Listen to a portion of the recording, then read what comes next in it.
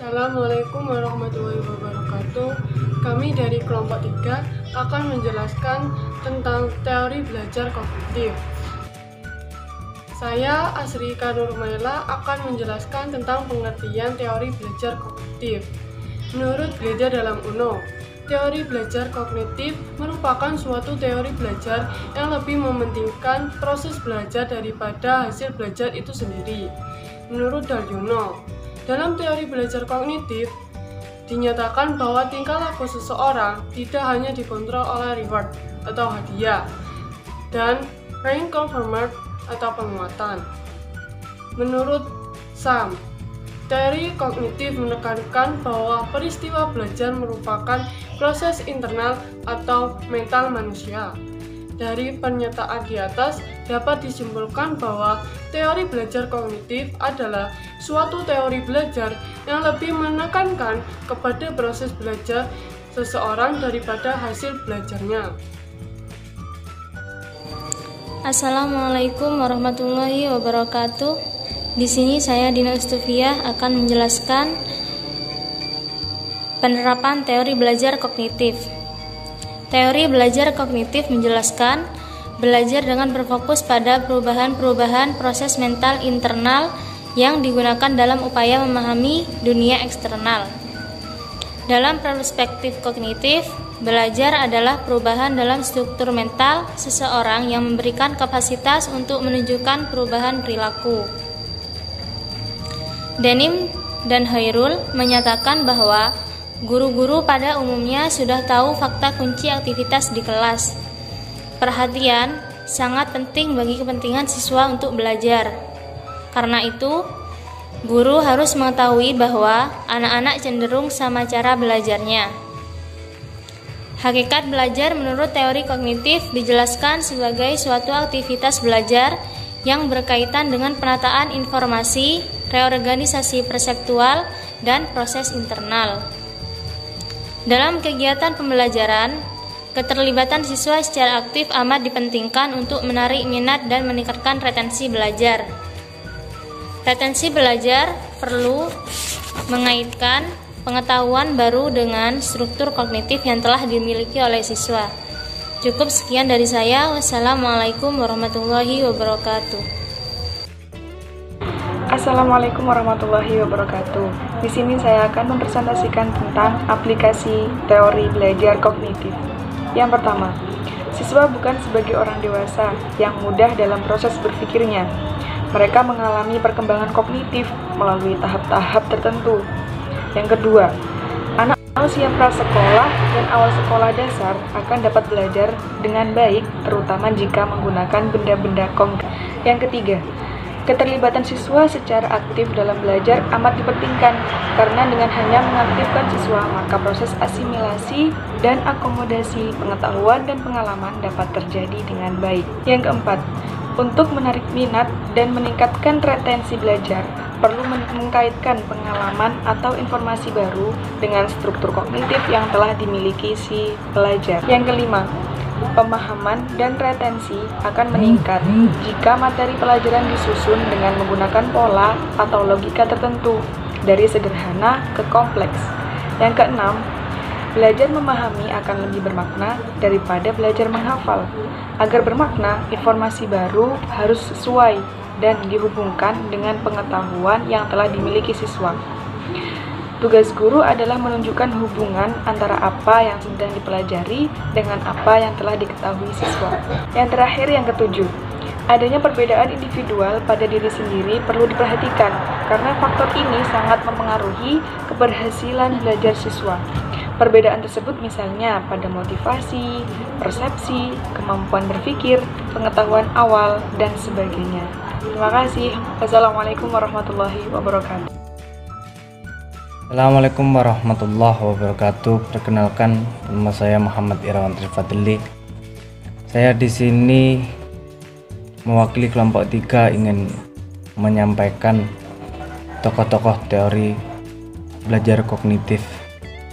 Yang pertama ada Len Piaget, adalah psikolog Swiss kelahiran Neuchâtel 1896. yang dikenal sebagai pencetus teori perkembangan kognitif. Ia adalah putra dari Arthur Piaget, profesor sastra abad pertengahan di Universitas Newcastle. Piaget belajar epistemologi dan filsafat di Universitas Newcastle. Kemudian belajar sebentar di Universitas Zurich. Pada tahun 1979, ia mendapat anugerah Balzan Prize untuk ilmu sosial dan politik. Len Piaget adalah pendidik, ilmuwan, dan psikolog yang dikenal dan atas teori perkembangan kognitif serta perintis teori konstruktivistik. Dan yang kedua ada Lev Semyonovich Vygotsky, psikolog Uni Soviet kelahiran Orsa, Belarusia 1896. Meninggal 11 Juni 1934, yang dikenal sebagai kontributor teori konstruktivistik sosial, zone of proximal development, dan kontributor beberapa teori Marxis. Pada tahun 1924, Lev mengambil bagian dari Kongres Psikoneurologis di Petrograd. Setelah Kongres, Lev menerima undangan menjadi peneliti di Institut Psikolog di Moskow dan memulai karirnya sebagai staf ilmuwan.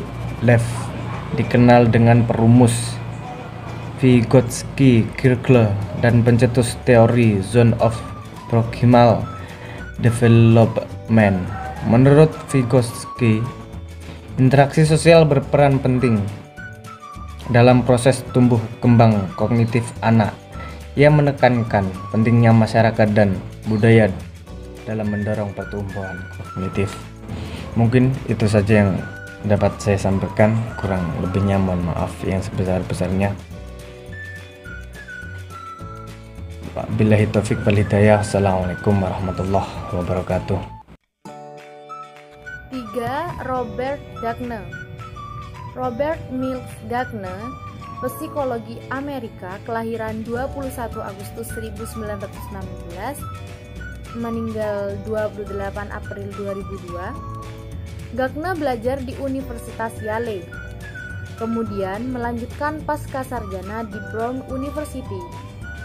Selanjutnya, Gagner mengambil gelar PhD pada tahun 1940 di Connecticut College for Women. Studinya banyak mempelajari tentang perilaku.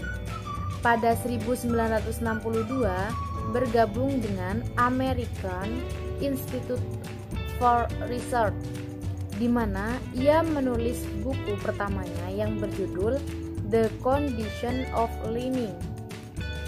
Belajar menurut Gagner adalah perubahan kemampuan manusia yang terjadi melalui proses pembelajaran terus-menerus, yang bukan saja disebabkan oleh pertumbuhan saja. Ia mengutarakan terdiri dari 9 peristiwa dalam pembelajaran, yaitu 1. Memperoleh perhatian, 2. Menginformasikan tujuan pembelajaran, 3.